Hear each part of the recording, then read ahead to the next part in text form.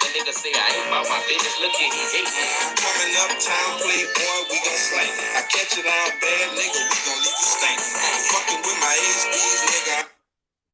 Hey guys, Ken Scott, Senior, U.S. Immigration Law Intelligence Analyst with Triple W, U.S. Entry Waiver Services.com, and you guys know what we do. I won't go through that spill. I thought I'd put together this quick video.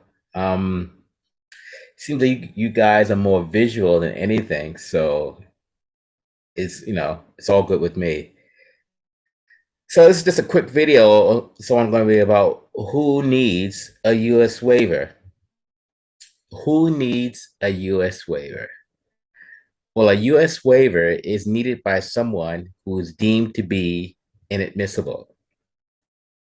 Case in point, if I pull up to the border like this, and I got the bling showing, you guys can see it there,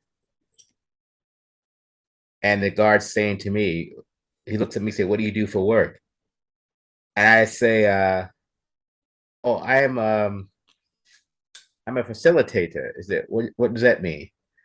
Well, I got some girls that work in the house, and they take care of the fellas that come in there. He says, "What does that mean?"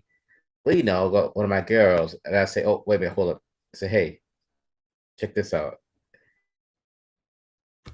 So yeah, sorry, we put you on speaker. I say, "Yeah, yep. How much? Who's coming?" All right. Well, you know what the rate is. Go ahead and uh, it's Tuesday. Go ahead and give him a special. So such and such, so yada yada yada. Okay. All right. Sorry. What'd you say, officer? And he says, What did you just say on the phone, sir? Who are you talking to?" "I told you I was talking to my girls. They're, running the business." "And what kind of business is that, sir?" "Oh, it's just back massage services." "Back massage services, sir. So what are you?" "I'm a mere facilitator." "What the hell does that mean?" I said, "Look, officer, I'm not going to go into long, drawn out detail, yada, yada, yada. Sir, I think that you are a pimp." "Well, why, sir? Why do you say that?" "Why do you say that, sir? Why do you say that?" "Well, I think." And anyway, guys, long story short, it goes back and forth. Um, this all ties into the question of who needs a U.S. waiver. So, if you're deemed inadmissible for whatever reason, whether the officer thinks you're involved with some kind of like criminal activity or whatever, and if you come dressed like this, then there's a good chance he's going to find a way to talk. How can I say it? Talk you into saying something that does not go in your favor, and then you'll be deemed inadmissible to the USA. They do a lot of profiling. Now, if I told the officer, say, "Hey, I run a daycare center." "You run a daycare center?" So yeah, I run a simple daycare center. So you run a daycare center. So, "Well, sir, why would I not run a daycare center?" He's looking at me up and down and looking at all the diamonds I have and bling, etc. He says, "You don't look like you run a daycare to me." I said, "What are you talking about? How does a daycare owner look?" He says, "Not like you." I said, "Sir, I'm taking a day off from work." What about these girls you said about before?" "Oh, those are just friends at the flat there. That's all, just friends there." So anyway, the point I'm getting at is for this video, this is going to be a really quick one. Um, the first thing they're going to do is they're going to profile how you look, how you respond, and they're going to check your history to see what you have in the system.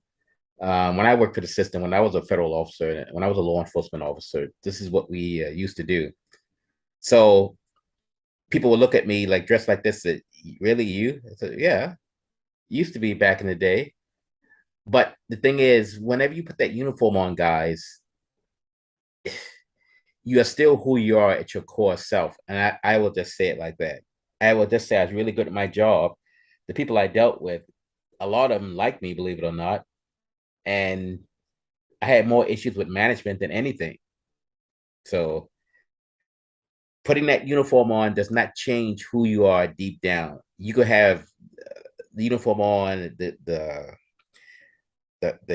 asp, the taser, the 40 cal, yada yada. But you could be basically you can still deep down you can still be a punk in the sense that Yeah, you act tough when you got your gear on, yada yada. But when that gear comes off, you're as meek and mild as a little rabbit. And some of these officers are like that. When they put on the gear, they think they're Superman, but when you get them one on one, then they melt like butter on a warm or on a hot day. So again, this still ties into why I forgot. Let me get this. Make sure I got this right. Who needs a U.S. waiver? These are the kind of guards you're going to be dealing with at these port of entries. So you don't know if you got a rabbit on your hands or if you got a dragon, so to speak, or a weightlifter, or you might have a guy who's in a uniform, but when he's not in uniform, he's a straight up thug, you know, straight thug, straight pimp, straight OG. So when you guys get down to that border, you got to kind of feel out. It's up to you to do what you want, but logically, you would feel out whom you're talking to and dealing with, and then based upon that, you can kind of get an idea of how to carry yourself, so to speak. So if you get a guy who's a cowboy, thinks he knows everything, then obviously, you're not going to go head with him, because if that's the case, it's not going to be good for you. You might get a guy who thinks he's a no, I won't say that. You might get a guy who you can tell in the uniform said when this guy's uniform is off, when he's his day clothes, this guy is a straight up thug. This guy he wears the uniform, carries a badge, but this guy's a thug. And it's the same guy you will see out in the bar dancing with different birds. And I know from experience for that because I've seen that a certain amount of times at the bars in Surrey. I won't say any names, I won't say any dates, but I've seen some of these same officers in there who during the day they're wearing a uniform and questioning people entering the USA. And that's all I will say to that because I don't want to get any of my boys in trouble. And I'll just leave it at that. So who needs a US waiver? Well, someone who's deemed inadmissible to the USA. And a lot of times it starts on how you look. Now, if you're an officer and I pull up like this, and automatically you're going to think, what are you going to think about me when I pull up and you see me dressed like this? And then when you if you happen to search me or check my pockets, and then you happen to find, I don't know, a stack of like, I'll say 9K in hundreds, fifties, and twenties. What's the first thought going to go through your mind?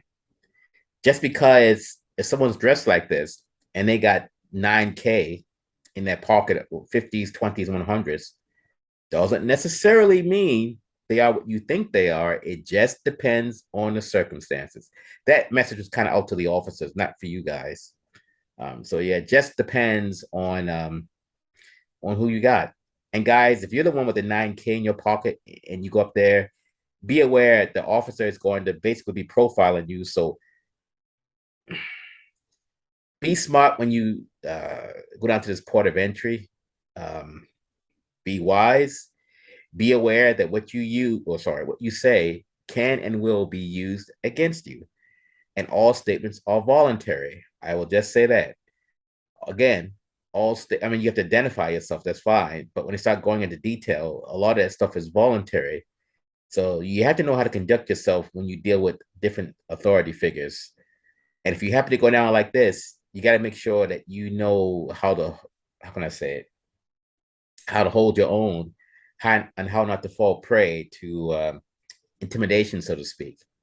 Because just because someone goes down to a border dressed like this and I'll go as far as to say 60K in his pocket cash, but he's declared it, with 60K in his pocket cash, doesn't necessarily mean he's what you think he may be.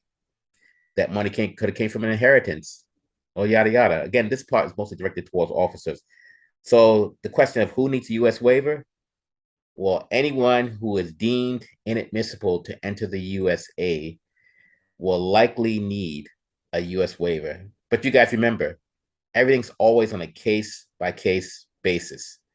So again, it's Ken Scott, Senior, U.S. Immigration Law Intelligence Analyst with Triple W, U.S. Entry Waiver Services.com, and it's 888 908 3841 or 604 562-8140. And guys, when I go out to the pubs, the bars, and hang out, I dress like this. So this is just me. This is my true nature deep down. Never mind waivers, border cases, or what I used to do or whatever.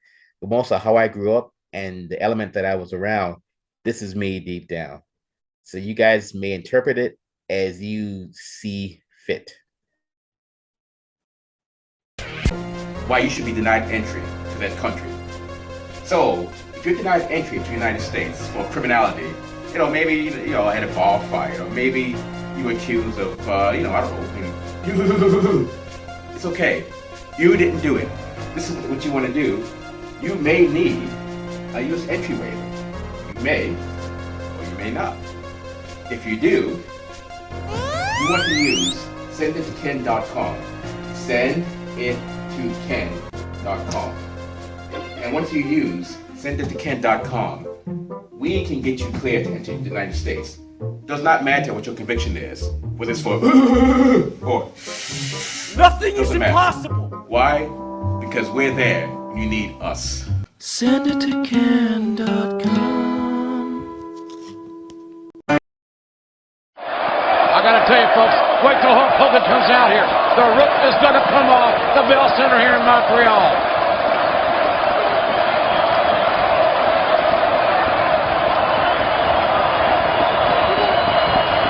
As the anticipation builds, you can feel it.